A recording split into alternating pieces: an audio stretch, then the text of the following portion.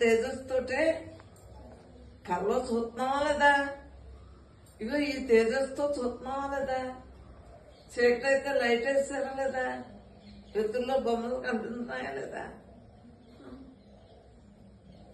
ఇంకా అసలు ఏమీ ఉంది. మాకు తురియంలోంచే